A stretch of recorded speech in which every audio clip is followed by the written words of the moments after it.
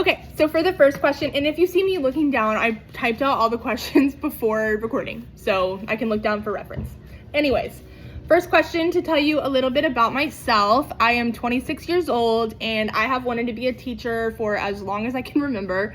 I grew up in a family that has lots of teachers, including my mom.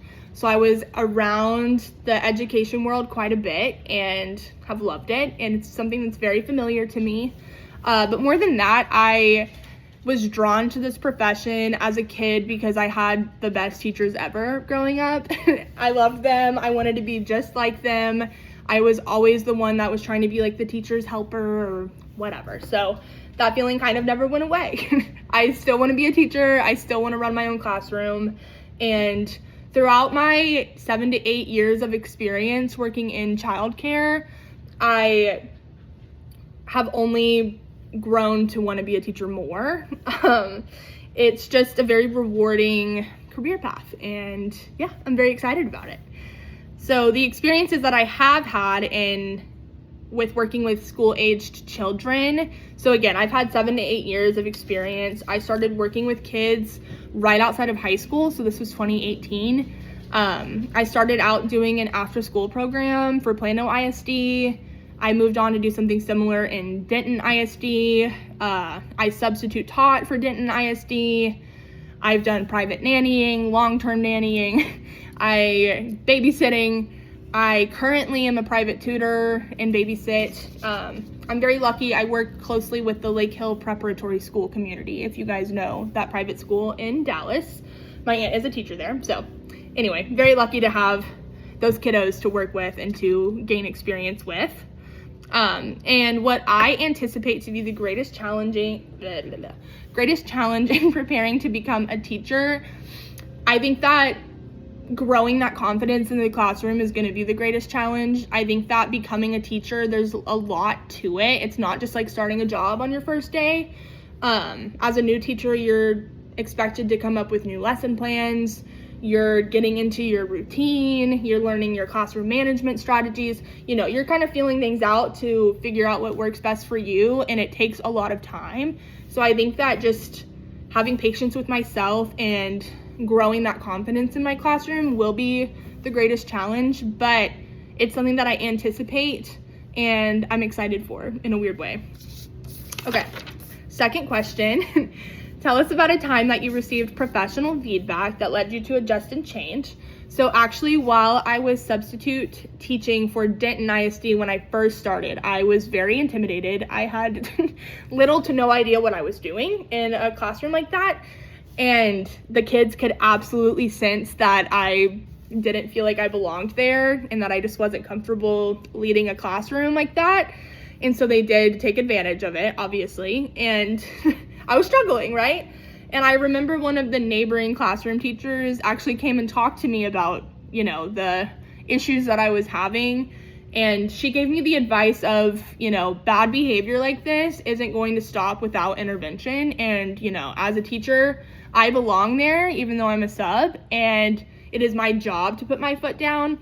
And yeah, that advice really changed it all for me. It made me realize that having confidence in yourself is just as important as like the preparation, you know, for subbing. Because for subbing, I would always look up the school, classroom, whatever, expectations, stuff like that. But beyond that preparation, having that confidence in myself, it was the thing that I was missing. And that advice absolutely changed the game for me. I would consciously try to be confident in every classroom I went into, and that helped me a lot, especially over time. So question number 3, how will you adjust instruction and what strategies will you employ if a student is experiencing difficulty in learning a standard or concept?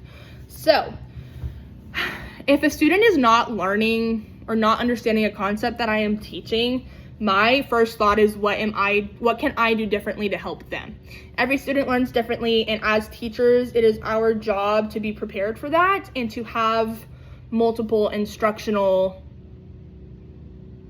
ideas. I can't think of the word, but Yes, so having visuals, having kinesthetic options, having an audio, discussions, writing, reading. You can't just lecture to a class like that.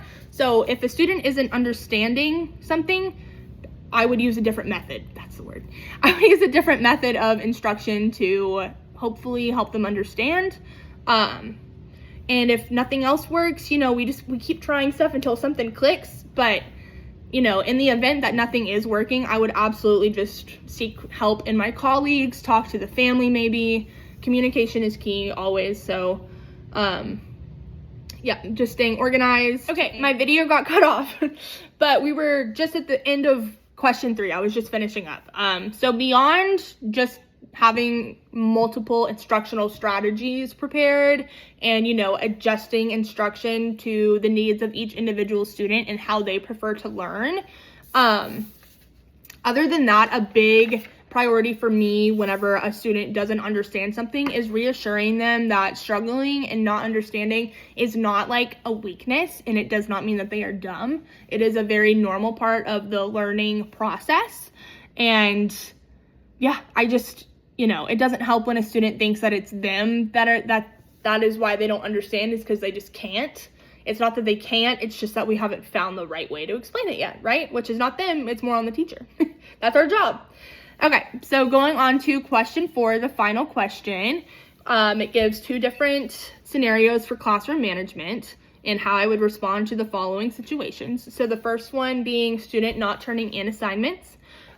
So for any classroom management issues that I'm having, my first priority is always communication. I think it's important as teachers to not assume the cause of a behavior. You never know what's going on in a student's head, in a student's life, and so just not assuming at all why a behavior is occurring. That is my first step, and also communication. And also just going into those conversations with an open mind, with patience, and with kindness. But yes, if they're not turning in assignments, I would have that private conversation with them to understand maybe why this is happening, rather than assuming it's just because they didn't do the work. There's a reason why they're not doing the work, right? So is it because they don't understand this concept? Is it because they feel overwhelmed by all the new things that we're learning? Is it because they're feeling unorganized?